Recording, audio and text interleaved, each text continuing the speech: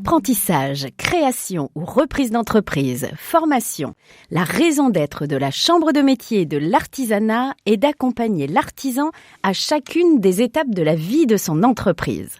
Je suis Fabienne Malher-Boulanger, présidente de la Chambre de métier de l'artisanat de la Sarthe, et chaque mois, je vous propose de découvrir un invité représentatif d'un des métiers figurant dans l'une des grandes familles de l'artisanat que sont l'alimentation, le bâtiment, la production ou les services. Et aujourd'hui, j'ai le grand plaisir d'accueillir Monsieur Bruno Hatton. Alors Bruno est artisan métallier en Sarthe et président national des métalliers. Bonjour Bruno. Bonjour Fabienne. Alors Bruno, tout d'abord, décrivez-nous ce qu'est le métier de métallier.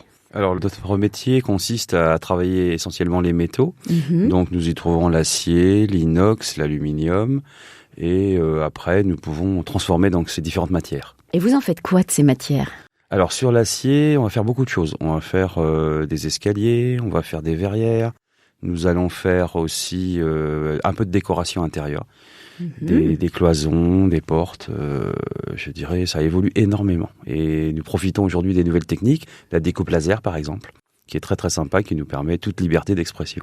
Oh, la créativité, donc qui répond à la demande du client. À quel endroit on peut vous trouver, Bruno, concrètement ? Alors nous sommes installés donc depuis 55 ans à Preuillet-le-Chétif. Donc en ce qui me concerne, j'ai repris l'entreprise familiale en 2008, donc ça fait une quinzaine d'années maintenant. Donc on essaie de continuer, et puis j'ai mon fils qui vient de rentrer dans l'entreprise, donc depuis septembre. Bien.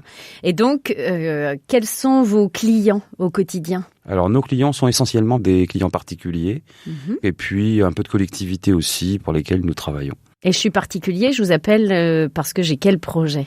Eh bien, ça peut constituer à décorer la maison, à séparer des pièces, avec des verrières, avec aussi bien une extension aussi, c'est possible, une verrière, une véranda, et de la véranda habitable, un peu plus dans le haut de gamme, le fait est, il faut l'avouer. Oui, et puis le haut de gamme, c'est aussi savoir ce qu'on veut, ou penser savoir ce qu'on veut peut-être, parce que quand vous arrivez, peut-être que vous êtes force de proposition pour les idées de vos clients initialement ? En général, j'aime bien me rendre chez le client, essayer de m'imprégner des lieux, et après j'écoute un petit peu le souhait du client, ce que le client veut réellement faire de cette extension, s'il s'agit d'une extension bien sûr. Et après, eh bien, on essaie de composer ensemble et d'arriver à un chouette résultat, quoi. Et un résultat toujours adapté aux besoins du client. Votre plus grande satisfaction avec un client, Bruno, c'est quoi ? La plus grande satisfaction que je puisse avoir, c'est la sienne. Quand il va voir le projet finalisé, parce que c'est toujours compliqué d'imaginer un projet avec des plans. On a du mal à se projeter en tant que client, ça c'est normal. Donc plus on avance, et là on voit le client qui commence à s'émerveiller, ça c'est vraiment chouette, quoi. Et après, on essaie aussi d'avoir un produit qui colle aussi à la réalité du temps.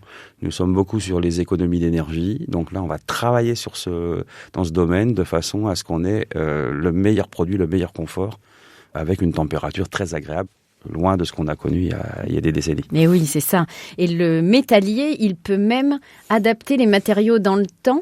Si par exemple j'ai une véranda, une verrière qui a été construite il y a 20 ans, avec cette problématique d'économie d'énergie, vous pouvez être force de proposition pour l'adapter justement ? Alors on peut, en fonction des produits, des générations de produits, oui, le fait est qu'on peut faire évoluer, on peut remplacer par exemple des vitrages. Vitrage qui, à partir du moment où ils le permettent, on peut installer des verres chauffants. Donc là, c'est vraiment royal, ça. C'est incroyable.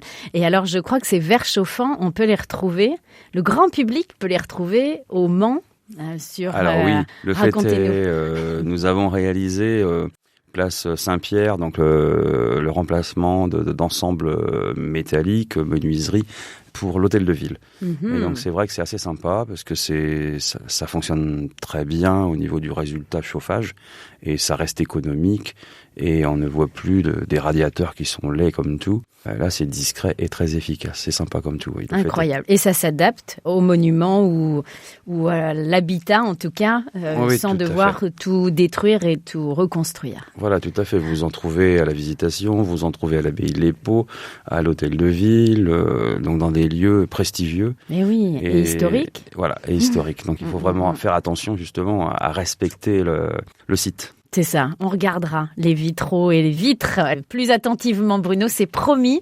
Alors, j'ai cru comprendre que le métallier, finalement, il faisait tout ce qu'il voulait de ses mains. Il écoute la demande et puis il est force de proposition. Mais comment on devient métallier, Bruno ?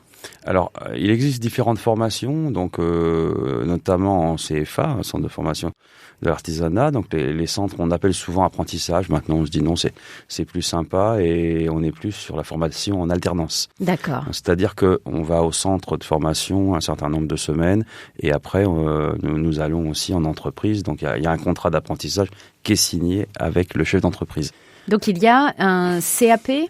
Alors, il y a un CAP, il y a un BP, et puis après, on peut reprendre les cycles type BTS, école d'ingénieur. Voilà, c'est très très vaste, c'est très complet. Et pas forcément un CAP métallier initialement. On voit des parcours qui sont, c'est ça. avec différents chemins. J'ose prendre l'exemple de mon fils, qui lui a fait un BTS, je dirais dans l'industrie, et le monde de l'industrie est quand même différent du monde de l'artisanat. Donc on n'a pas les mêmes façons de travailler, ne se retrouverait pas. Donc après, il a décidé de rentrer chez les Compagnons du Devoir, par exemple, pour un retour avec une formation CAP, ce qui paraît surprenant après un BTS, mais c'est tout à fait faisable. Et après, une licence pro. Donc là aussi, qui permet d'avoir d'autres compétences. Donc on peut adapter les parcours et il faut surtout, à mon sens, oser, je dirais, changer de voie ou la trouver avant d'aller trop loin et de rentrer dans cette vie active qui nous bride un tout petit peu. Il est vrai que depuis le confinement, les gens ont une manière de faire que on peut se remettre en cause, on peut changer de voie et de plus en plus ça fonctionne, mais ça fonctionne très bien en fait. Nous, on est très content d'avoir des personnes qui ont une certaine maturité, qui, même au niveau de l'âge, je pense que même à 40 ans, 45 ans, on n'a pas peur de se reconvertir, quoi. C'est ça qui est formidable. Tout à fait. Et dans la métallerie, tout le monde est le bienvenu. Je crois que c'est un métier d'avenir qui embauche. Oui. Oui, ça embauche. On cherche toujours du monde. Et malheureusement, moi, ce qui peut me frustrer au jour d'aujourd'hui, c'est qu'on n'arrive pas à développer suffisamment nos entreprises, faute de candidats quelquefois. Donc, faut pas hésiter, en clair.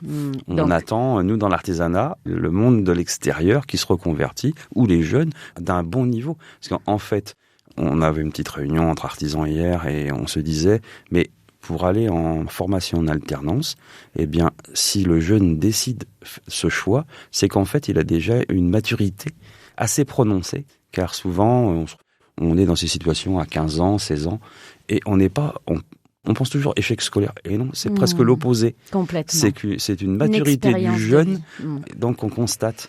Donc là, il y a un émerveillement du jeune et une surprise aussi des familles. Parce qu'il faut aussi arriver à convaincre les parents que leur fils peut s'épanouir et faire quelque chose de ses mains. Et aussi par la réflexion, par son côté un peu artistique quelque part. Oser. Et puis, je pense qu'on peut venir vous voir si jamais on veut essayer, en tout cas, avant d'avoir l'appétence. C'est une rencontre. Donc, n'hésitez pas, mesdames et messieurs, les jeunes, les moins jeunes, à venir voir mon invité, monsieur Bruno Hatton, donc qui est artisan métallier et président national des métalliers. Je vous remercie infiniment, Bruno, d'avoir été avec nous aujourd'hui. Et puis, chers auditeurs, je vous donne rendez-vous, vous le savez, le mois prochain pour la mise en lumière d'un autre des métiers de l'artisanat.